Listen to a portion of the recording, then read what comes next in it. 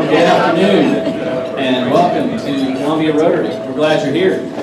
It's August 31st, 2015. Before we get started with the singing of our national anthem, please take a minute and greet those around you.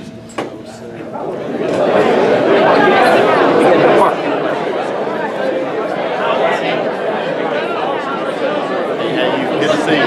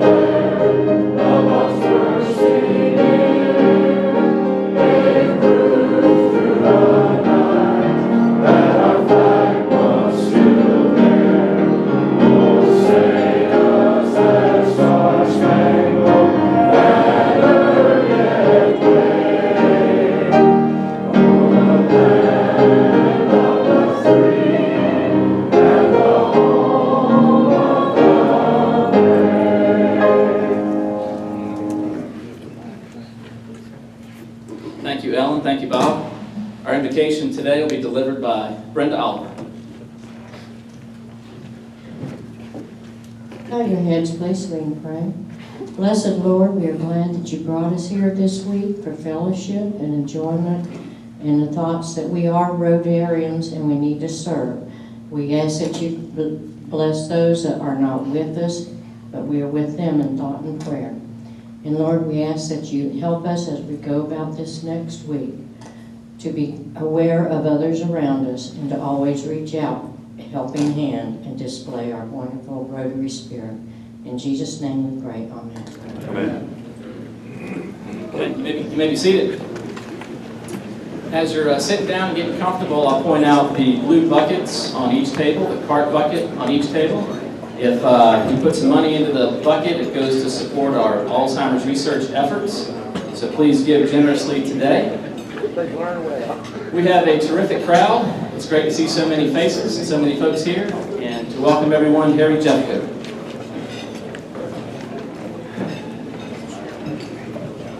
Thank you, President Mark. And it is a great Monday for Rotary in Columbia, South Carolina. We are excited that all of you are here. It is normally our custom to introduce each visitor and guest individually. Given the size of our crowd today, we're going to dispense with that tradition, subject to 3 caveats. One, that if you're a visitor or guest, you know that you are important to us and we're very happy you're here.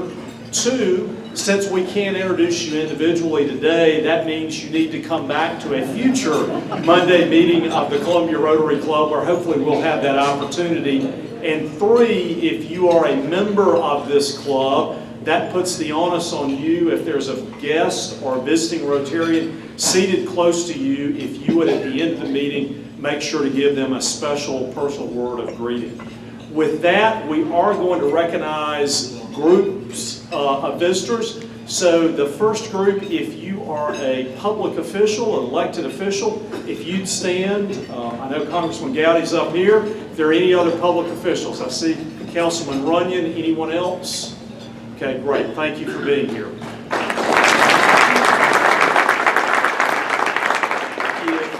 If you are a Rotarian visiting from another club, if you'd please stand so that we can recognize that group.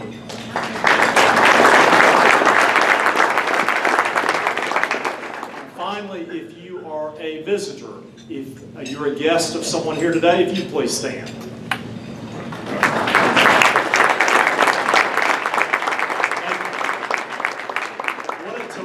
Group of guests, so you remember there's an obligation for each one of you to come back to another meeting of the Columbia Rotary Club. Thanks for being here. Forgive us again for not recognizing you individually. President Mark.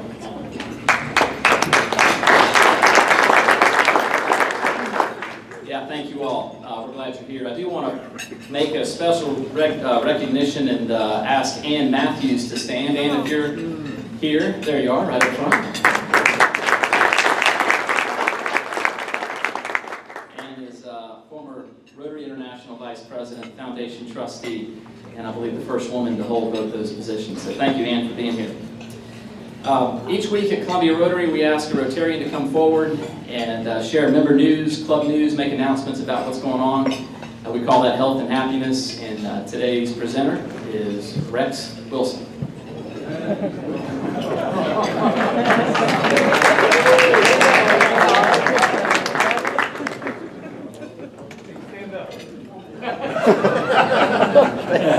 Thank you very much. Oh, it's so quiet and nice. I like that. Anne Marie Sterrett's,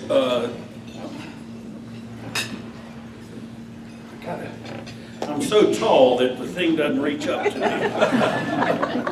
Anne Marie Sterrett said that USC and the South Carolina Council on Competition co-hosted the South Carolina Aerospace Conference last week.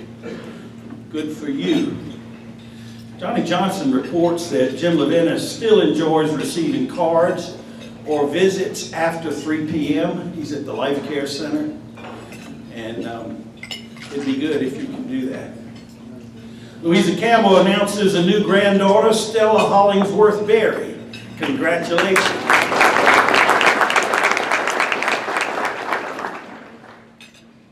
I was challenged this week past by Mike Gorman. He said that we had a very well-educated intellectual club and that they would understand very, very fine educated puns.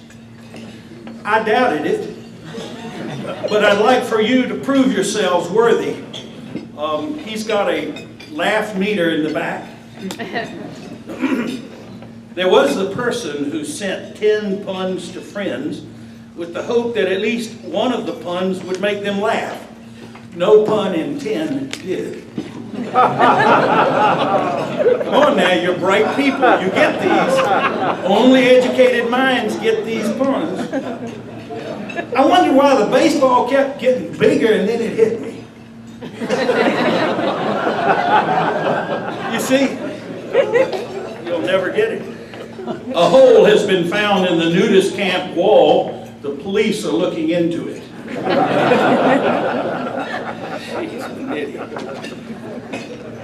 This is my favorite, and if you don't laugh at this, you just don't have a sense of humor. She was only a whiskey maker, but he loved her still. That's fun. My wife said it was okay. I could do all of those. Football's coming up this week, and you all know that, how important it is for us here in South Carolina. The upstate coach one time was named John Heisman, and the trophy is named after him.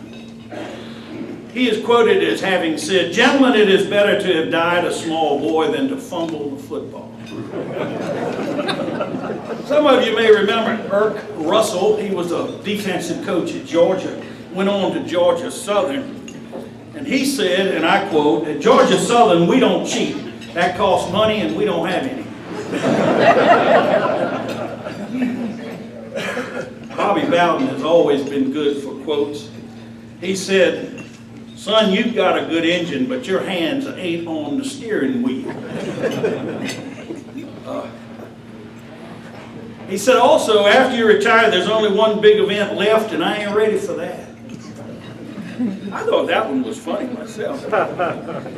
Alex Karrasch, you may not remember him. He was a big TV star and at one time was on the Detroit Lions, was made famous by George Plimpton's book, The Paper Lion. And he is quoted as having said, "I never graduated from Iowa, but I was only there for 2 terms. Presidents Truman and Eisenhower." Got a smile out of the representative over here. Newt Rockney said, "The only qualifications for a lineman are to be big and dumb. To be a back, you only have to be dumb. I'm not going to do any more of those.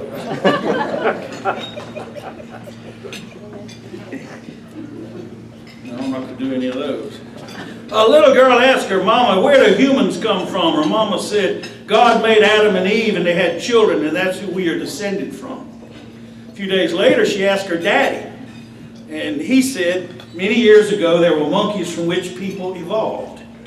She was confused, so she went back to her mother and asked her, how come you said one thing and Dad said another? Her mother said, well, dear, it's really simple. I told you about my side of the family. He told you about his side of the family.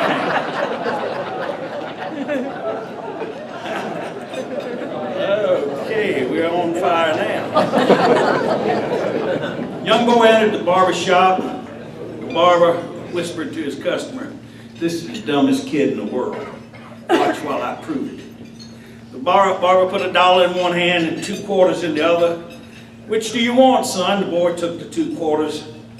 The barber said, what'd I tell you? That kid never learns. Later, as the customer was leaving, he saw the young man coming out of the ice cream store. He said, hey, son, may I ask you a question? Why'd you take the quarters instead of the dollar bill? And as the boy licked his ice cream cone, he said, because the day I take the dollar, the game's over.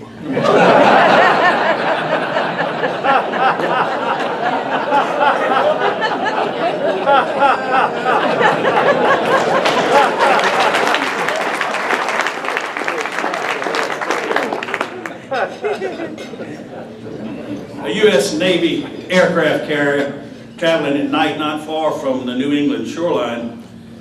Bright light was spotted directly ahead. The captain opened the emergency radio channel and made contact saying, we're headed on a collision course. Alter your course 20 degrees to starboard.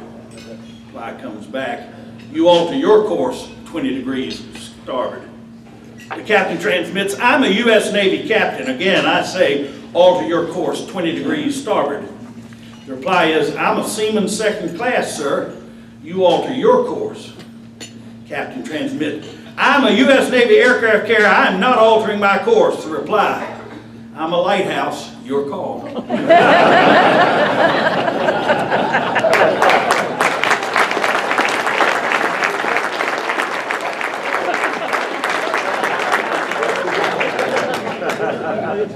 Oh, Rex, turn the place up too while we're at it. I do want to call on Jonathan Milling to come forward. Jonathan's going to make an announcement today about our Rotary International Foundation and specifically award 2 Paul Harris Fellows. So look forward to that.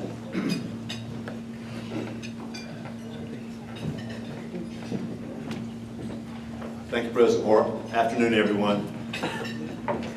A few weeks ago, I had the privilege of being able to speak with you all about the many good things that your donations to the foundation do. From providing peace-building seminars to students and teachers in Uganda, to water filters to help prevent the spread of disease in India, to protect children throughout the world from polio. The money that you give is far-reaching, and this club has been especially generous. In 1957, the Rotary Foundation made a decision to start honoring its members for the generosity and the donations, and that's when the Paul Harris Fellowship was started. For every $1,000 that are donated, either individually by a member or in a member's name, that member gets recognized. We've got 2 members who are going to be recognized today for their generous contributions to the foundation. At this time, I'd like to ask John Johnston to please step forward, and Kirk Johnston, please step aside.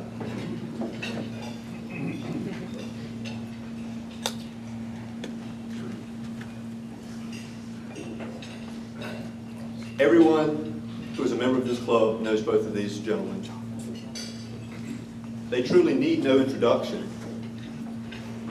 But John is our immediate past president. to honor and recognize John's service to this club, his father Kirk and his mother Lydia have made not one, but 2 donations in John's name. Today we recognize John for his Paul Harris Plus 5, which is a pin bearing 5 sapphires, and Paul Harris Plus 6, which bears a single ruby. I'm going to ask Kirk at this time to please pin both of these on him. If we have time for both.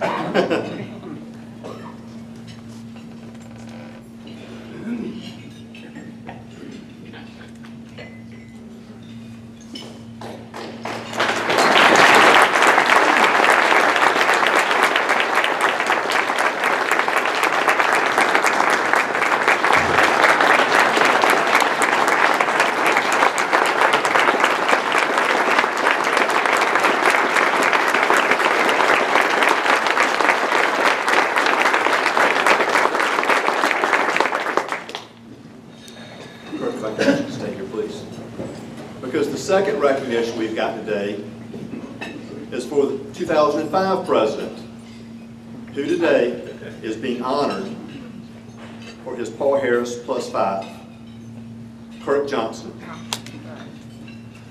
He's one ahead of me. Maybe you can share the 7.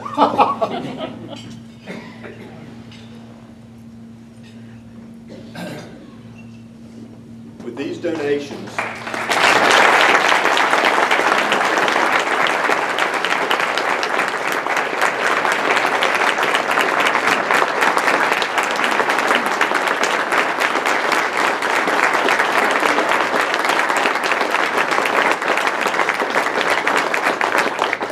collectively, these 2 gentlemen have had more than $13,000 contributed to the foundation in their names.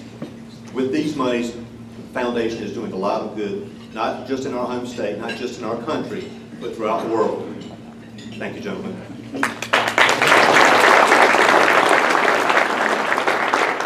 Thank you, gentlemen, for your contributions to the foundation.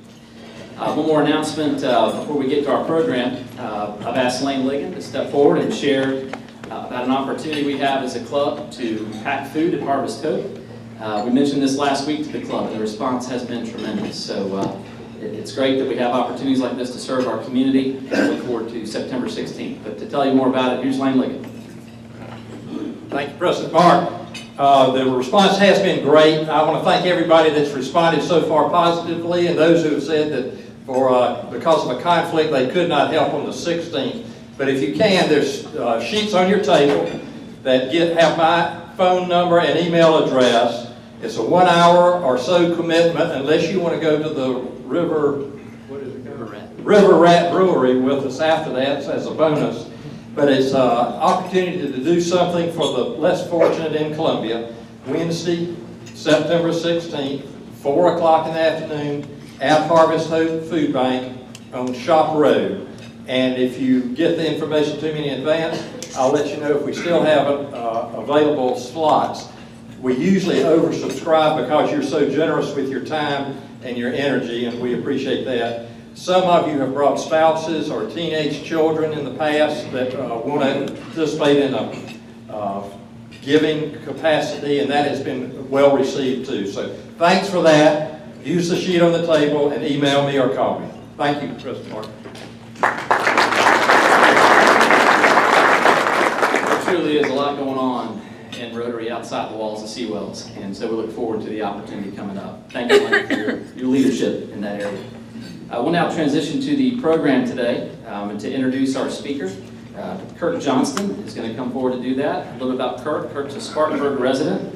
He works at Smith Trey Line. He's a past president of Columbia Rotary, and is very involved in this organization, and he continues to support it by bringing quality programs like we have today. Ladies and gentlemen, Kirk Johnston.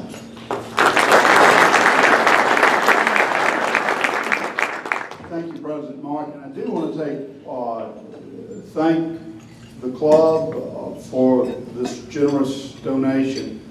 And the fact that Ann Matthews was here today to see the Paul Harris presentations, because to me, Second, when you think of Rotary, you think of Paul Harris.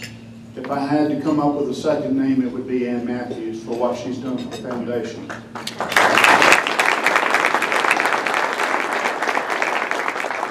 And again, all of our guests are special. We apologize we couldn't have you stand up and introduce individually, but I would like to take this opportunity to introduce 4 very special guests and have them stand if they would. Dr. Hal and Noveline Gowdy from Spartanburg, who happens to be Trey Gowdy's parents.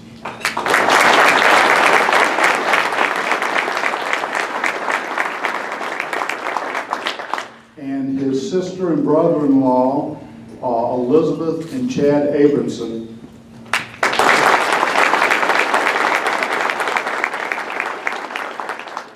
And Hal is a beloved retired pediatrician from Spartanburg, and when I called him last week, they're neighbors of ours.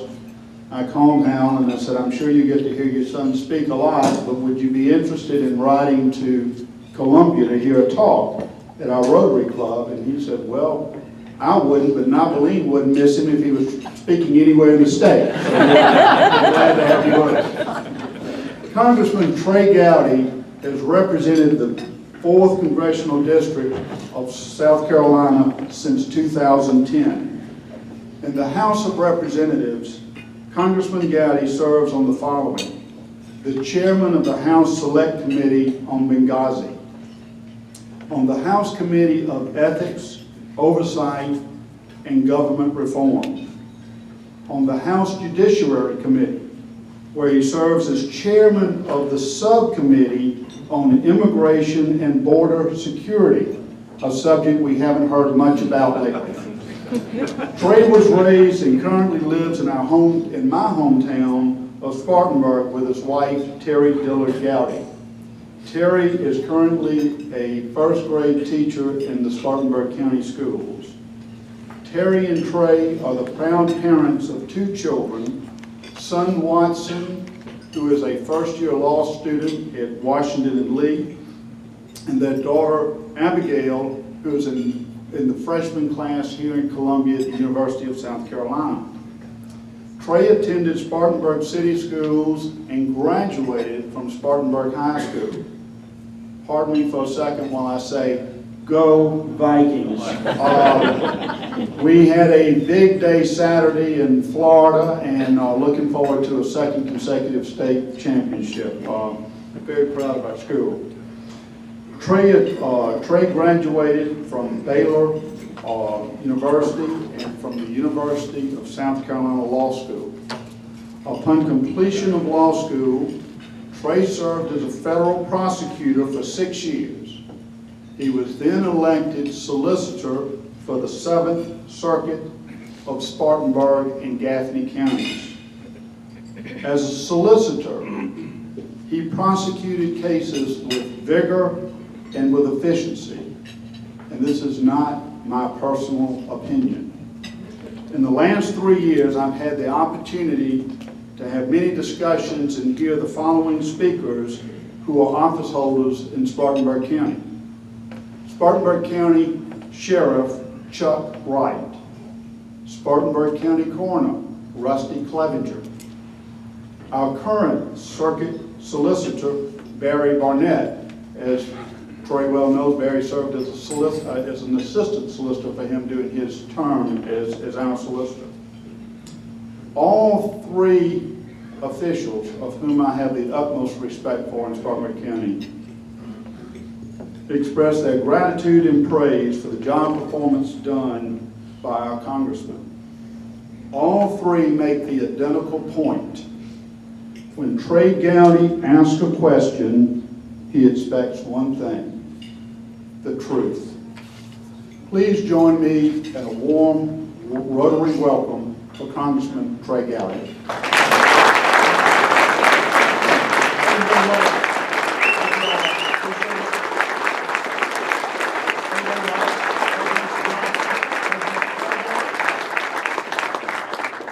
Thank thank you for your gracious and warm introduction. Thank you, Mr. President. I think I was here several years ago. May have still been the district attorney the last time I spoke. I was in Congress. Well, when you turn 50, your memory gets kind of bad. I do want to thank my mom and dad for driving down. They're here for the same reason that many of you are here. You thought Tim Scott was the speaker today. I want to thank one of my 3 sisters for coming. Whoever is the author of that Bible verse that God will not give you more than you can handle did not have 3 sisters. I do. The least troubling one of them is the one that's with us today, and her husband, Chad, who's a graduate of Clemson. So for any of you who are considering taking those SAT prep courses to try to get your SAT scores up high enough where you can get into the University of South Carolina, don't waste your money. Chad tried it 3 times, it didn't work. He wound up going to Clemson. I want to say hello to my former colleague Eric Rushke. He and I worked together at the United States Attorney's Office, which is one of the last really good jobs I had. So I want to say hello to him. And I don't want to go around the audience picking people out. But anytime there's a federal judge in the audience, you know someone who's going to be practicing law again is going to say hello. So, Judge Joe Anderson, thank you for your service.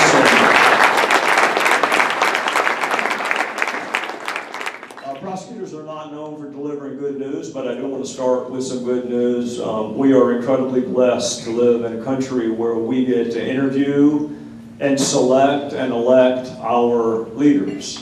I just last year finished a book on North Korea. I am finishing a trilogy that includes chapters on East Germany, Cuba, Russia, whatever challenges we may have, and I'm not attempting to minimize those challenges, but whatever challenges we have, we would rather have the challenges in this country than any other country in the world. So we are incredibly blessed and fortunate that we can interview people who aspire to run for higher office, and we can vote for them or not vote for them. And I will say one word on, I was sitting there trying to think how many people are running for president, and I can't count that high. It's a number of them. However, it takes a lot of courage to run for public office. And I remember that in my own life. My daughter, who's a freshman in college, was in elementary school when she came into my office and holding the newspaper, tears streaming down her face, saying, "Daddy, please tell me this isn't true." And I thought, "Oh dear Lord, what's in the newspaper?" And I said, "Well, what is it, baby?" And she said, "Just please tell me it's not true." I said, "Abigail, let me see the newspaper. Let me see what they've written today." And she clutched it to her and she said, "Please, Daddy, tell me it's not true. Tell me you're not really a trial lawyer."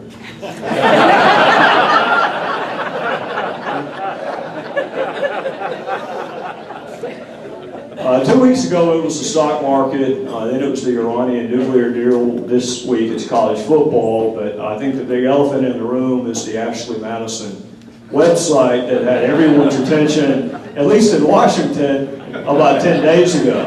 And for those of you who don't know, the Ashley Madison website is a website where spouses who aspire to cheat go and sign up for profiles. And every member of the South Carolina delegation was incredibly nervous when that story broke. Tim Scott called me at home at 11 o'clock and said he was worried, and we began to talk it through a little bit. Tim had signed up for the Dolly Madison Bakery website, not the Ashley Madison website. Lindsay, we were all worried a little bit about Lindsay. As you know, Lindsay is a confirmed bachelor, and then we thought, well, there's no way Lindsay went on that website because he's been a bachelor for almost 60 years.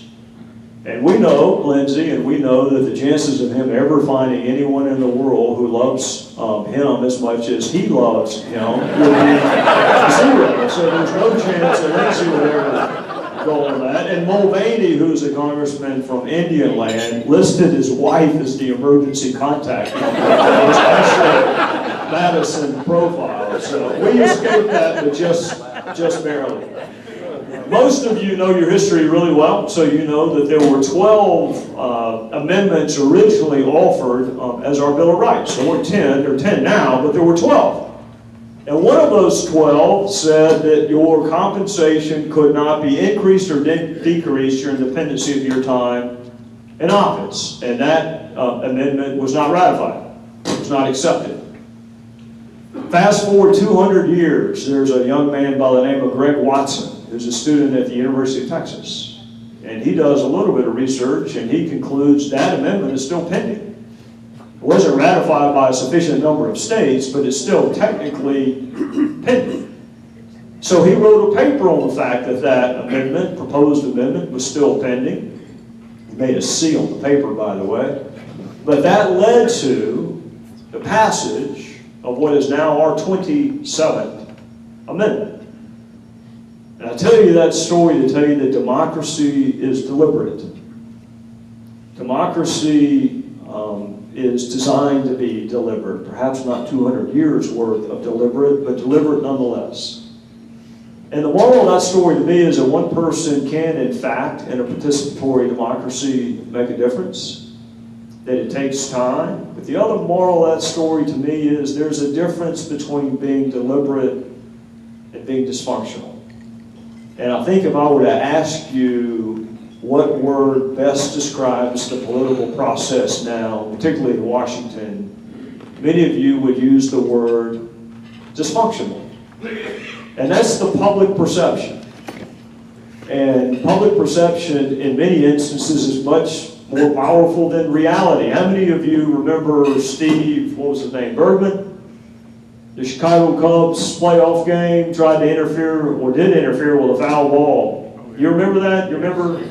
Many of you perceive that he cost the Cubs that playoff victory, that series victory.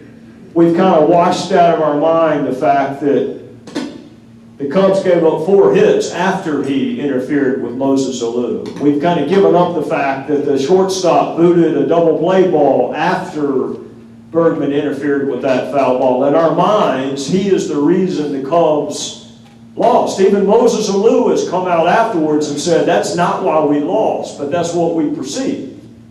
And we perceive that Congress is dysfunctional, and there's ample evidence to support that. So I am not going to try to dispel that by telling you that we passed above the historic average in terms of bills so far this year, that we have considered and voted on beyond the historic average in terms of amendments so far this year. The perception is that Washington is broken and dysfunctional. And I will tell you that the fall is going to be even worse. If you look at the book of business that the people you send to Washington have to consider this fall, it includes the fact that our appropriations run out at the end of September. It includes the fact that the debt ceiling is either going to be raised for the 90th time, or we're going to face that default scenario that we have faced in the past. We have the Iranian nuclear deal that is up for a vote shortly after we go back. So it's dawning, and the word dysfunctional is what is oftentimes used. This is what I want to do before, because I'm more interested in your questions than I am what I have to say. But I do want to give you my perspective, because I am a Rotarian, and soon enough I will be back at the Rotary Club in Spartanburg, sitting right where you're sitting, wondering how in the world that poor person got talked into running for office and why they're giving me an update on Columbia or Washington. I'll be sitting exactly where you're sitting soon enough. So while I am here, let me tell you my perspective on what is wrong with the political process and how we can fix it. The debate to me, regardless of your political ideation, the debate to me is really about 2 things.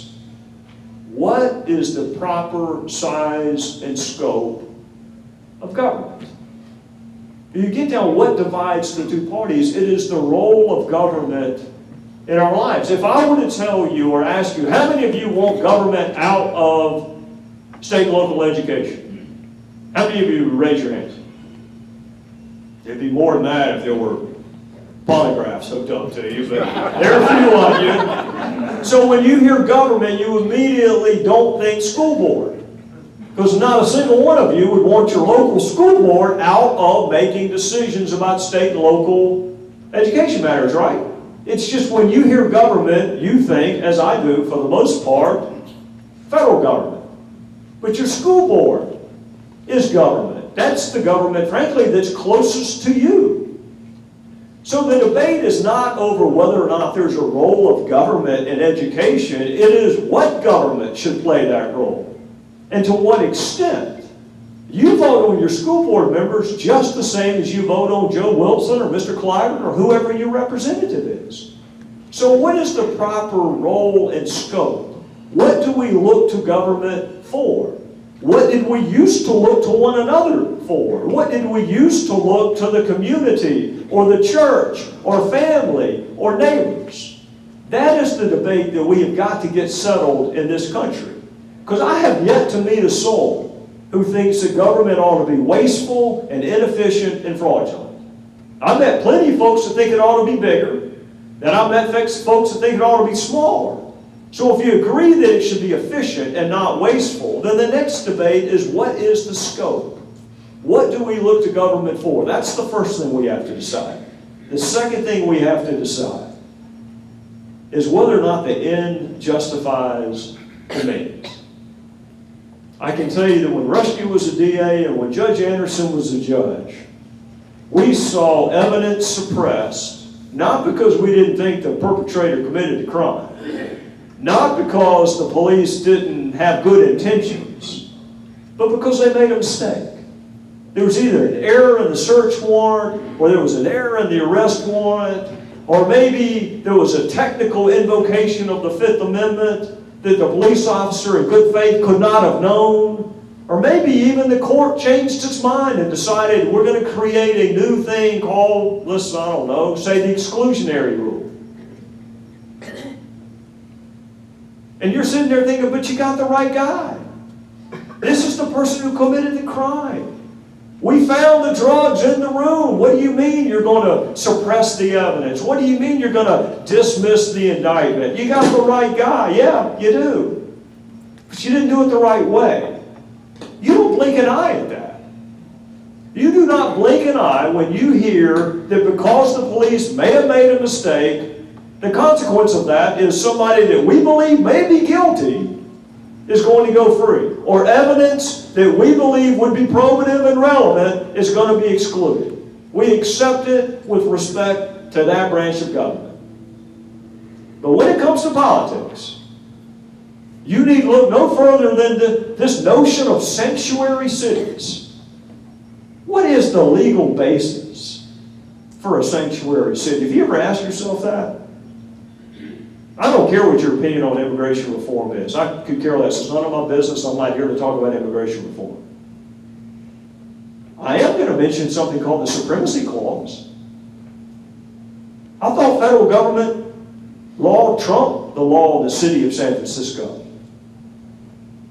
So what's the genesis of a sanctuary city? What's the genesis of an executive action? I read this morning that the administration is going to rename a mountain in Alaska. That's fine. I've never been to Alaska. I really don't care what the name of the mountain in Alaska is. I'm just wondering why it's coming from the executive branch and it's not going through a rulemaking process or going through Congress. Why is it going the route that it's going? That's my question. And have we gotten to the point in politics where as long as we win, it does not matter the process by which we get there. As long as we get the end result we want with respect to immigration, it doesn't matter that the president had to do it by executive fiat. It doesn't matter that the Fifth Circuit has stopped him. We were on the verge of winning. And it's true for both sides. I'm not picking on either side. If you want to fix what is broken in politics, you've got to fix those two things. The debate needs to be centered on what is the responsibility of government as opposed to what is your responsibility. What is your family's responsibility? What is your church's responsibility? When I was the DA, our funding was so inadequate for the crimes that were assigned to us that we had to avail ourselves of grants, including federal grants.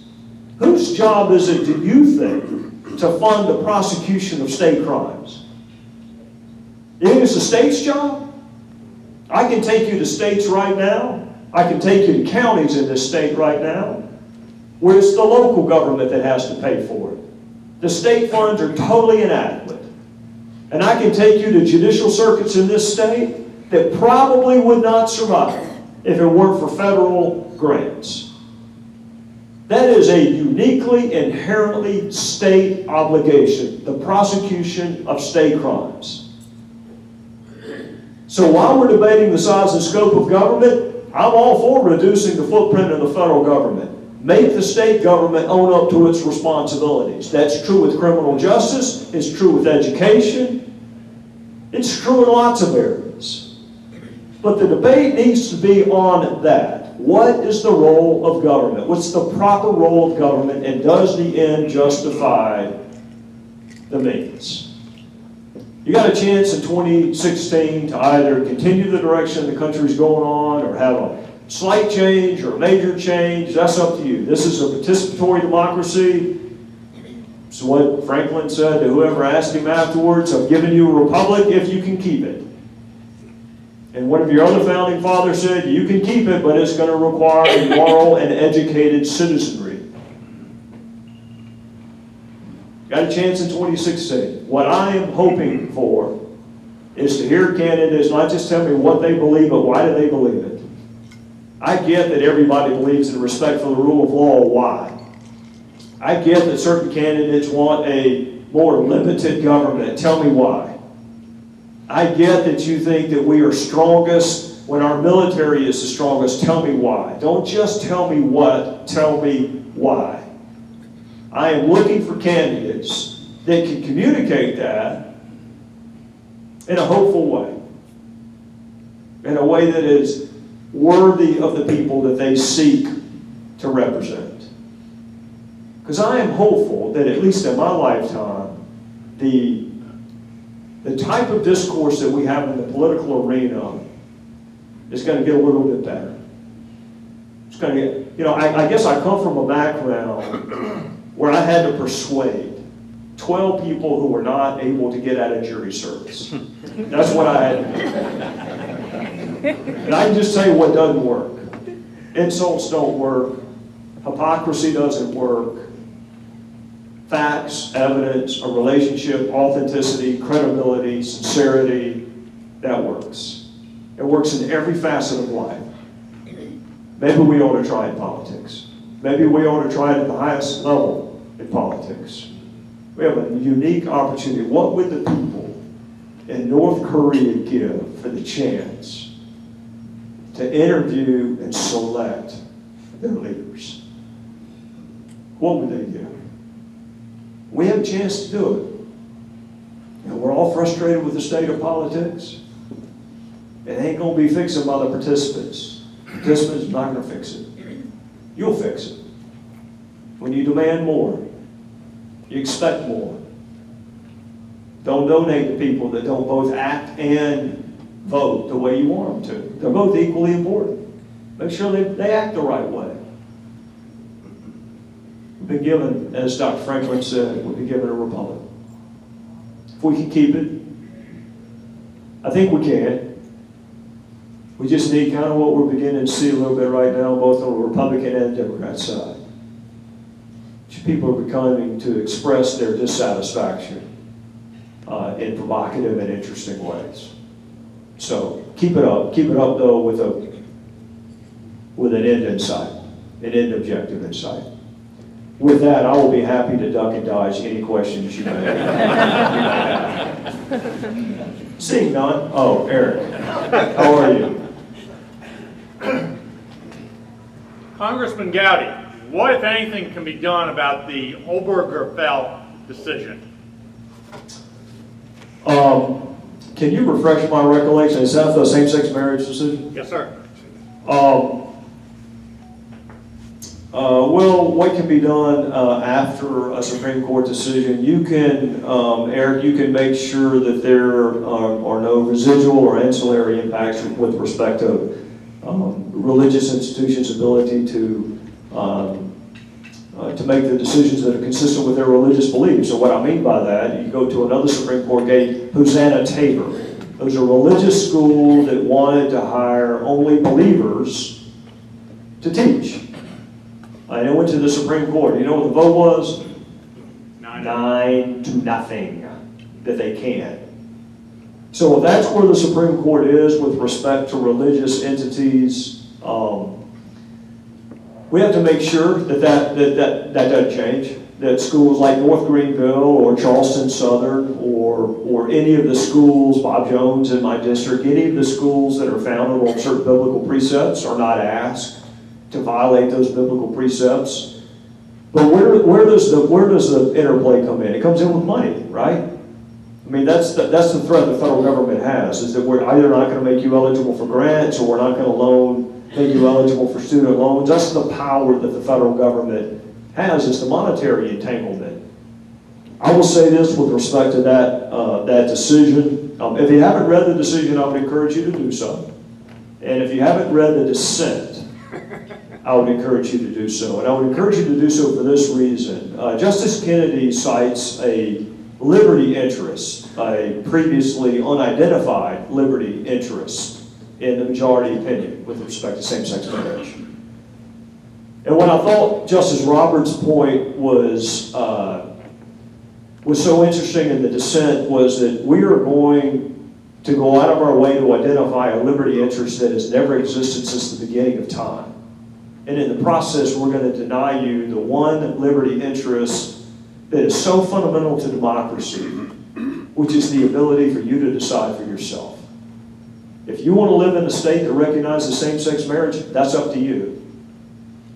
How many states were trending that way before the Supreme Court decision? A lot. So why do you need 5 folks in black robes who are otherwise unaccountable to the voters to accelerate that process? Why do you need that? I mean, does anybody really believe within the penumbra of one of our amendments has laid undiscovered the right to same-sex marriage, and that we're just not smart enough? It took Justice Kennedy to identify that for us. Does anybody really believe that? It's an inherently political issue. It should be decided that way. It was being decided that way in the laboratories known as states until the Supreme Court decided that they were going to decide it for all of us. So in the process of identifying a liberty interest, they took away the most fundamental liberty interest you have, which is the right for you to decide it for yourself. Good luck reconciling that with the majority opinion. Yes, sir. Congressman, last time you were here, you had I believe you had a pie chart, and you talked about the spending problem in Washington, not the revenue problem, but the spending problem.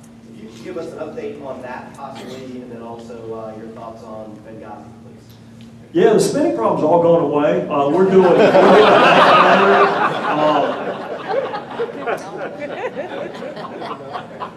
revenue is at an all-time high.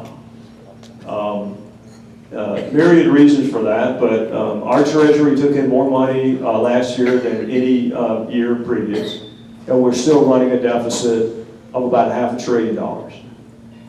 So a little while ago, I talked about the size and scope of government. What is the role of government? Should it be spending money in X arena? Should it be spending money in Y arena? Once you start spending money in an arena, it is almost impossible, if not impossible, to eliminate it. We've taken in more money than we've ever taken in before, and we're still running a $500 billion deficit. The debt is approaching $18 trillion. So for your children and grandchildren, by the time your life is up and my life is up, interest on the debt will probably be the second largest budget payment we make as a country.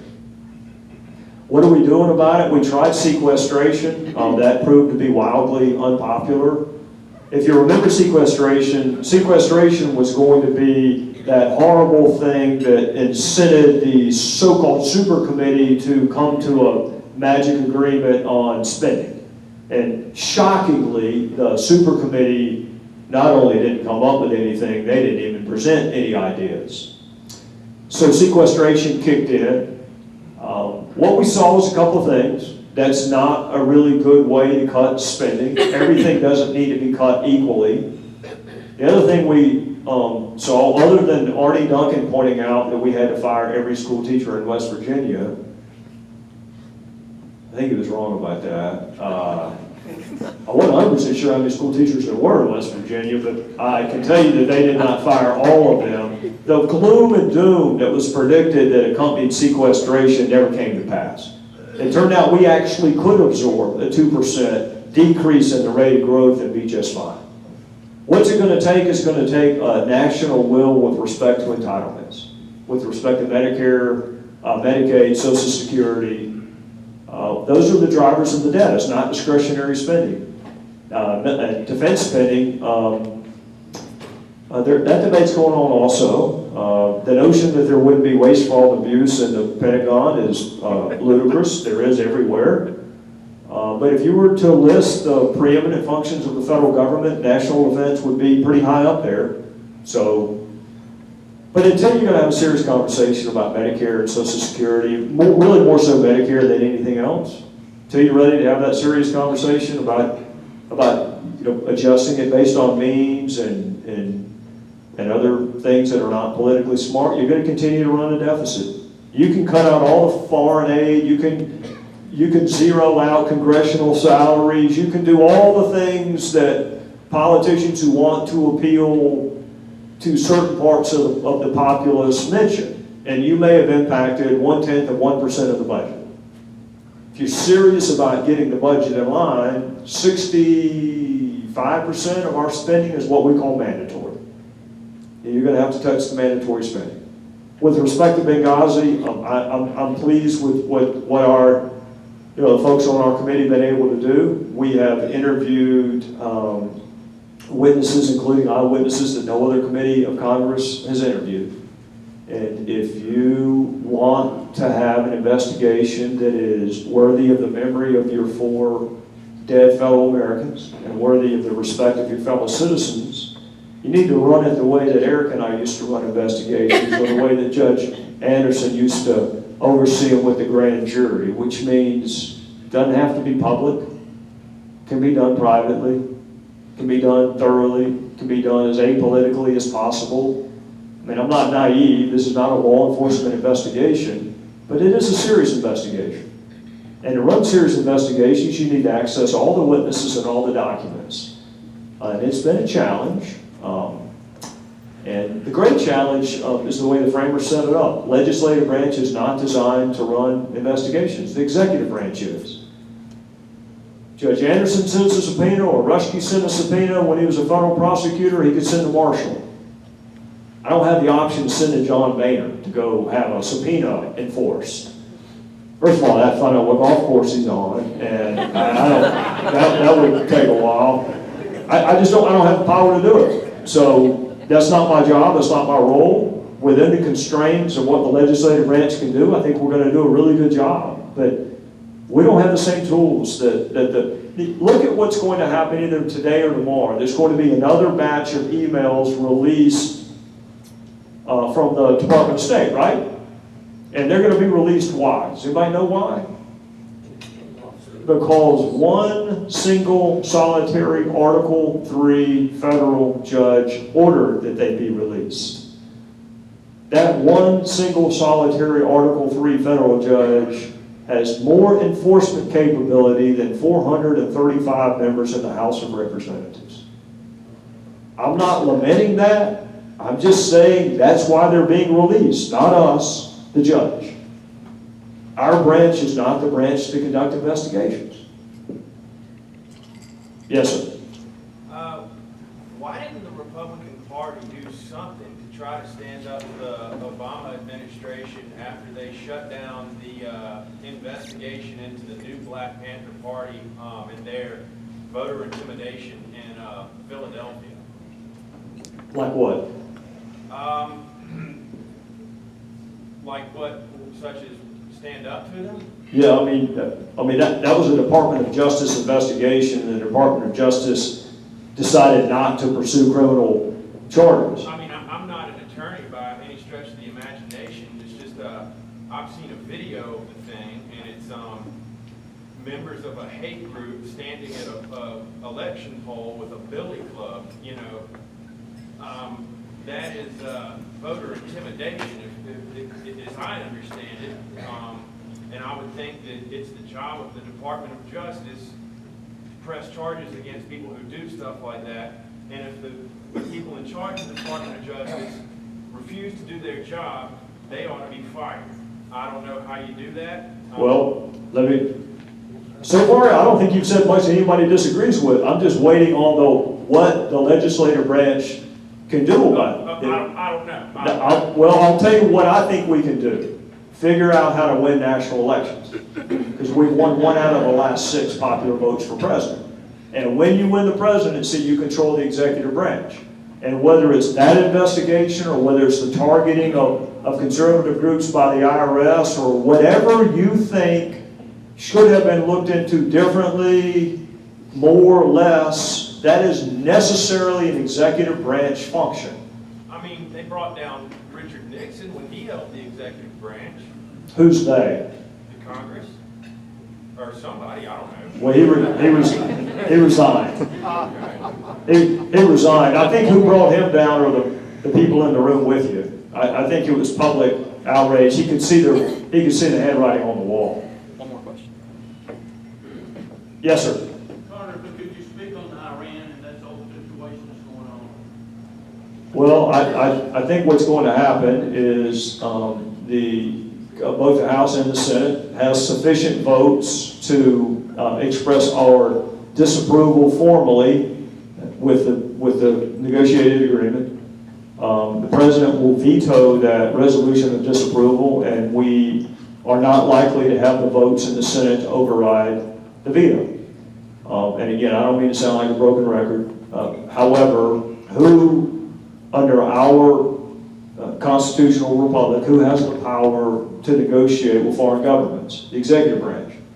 And I honestly never thought we would get to this point. I didn't think my fellow citizens would allow it. I didn't think Israel would allow it. We're on the precipice, it looks like, of being not able to override that. I would hope it becomes an issue in 2016 and people, if I'm in the majority and people agree with me, they'll pursue a more robust strategy.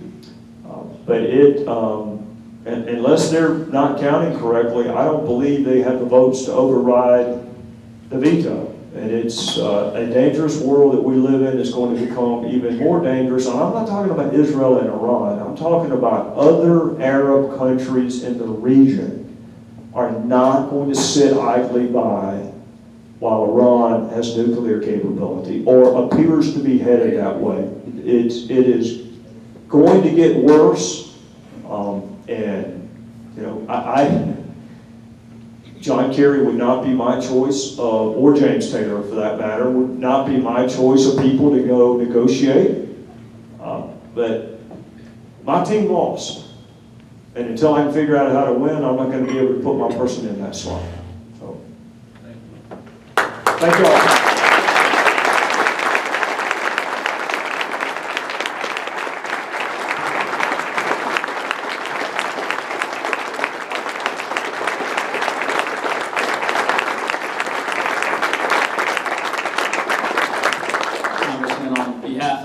Rotary and the citizens of this state, thank you for being here and thank you for doing what you do and the manner in which you do it. Thank you. We wish you well. And we have a small token of our appreciation. Thank you.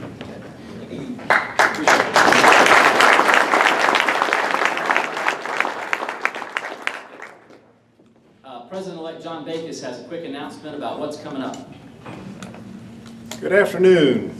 Is that on? Yes. Okay. As you may know, we're not going to meet next Monday, but the following, you can't hear back there? Put your mouth down. Can you hear now? Yeah. Okay. The following week, September 14th, we're going to be addressing a topic that the Congressman was concerned about and got a question about today, and that is the debt. As most of you may remember, about 10, 12 years ago, there was a commission set up, nonpartisan commission chaired by Erskine Bowles and Alan Simpson that were to find a solution to the debt problem. Well, they spent several years trying to do that and came up with a plan that was supported in a nonpartisan manner. and it has gone nowhere. Surprise. But anyway, they have formed a foundation to keep this issue in the front of us citizens. And the lady who's the director of that commission will be here on September 14th to talk about the debt and what we can do about it. I think it'll be one of the most interesting conversations we'll hear this year, and certainly one of the most important. So I hope you'll be here. Thank you. Thank you, President-elect John. With that, we are adjourned. Have a great week.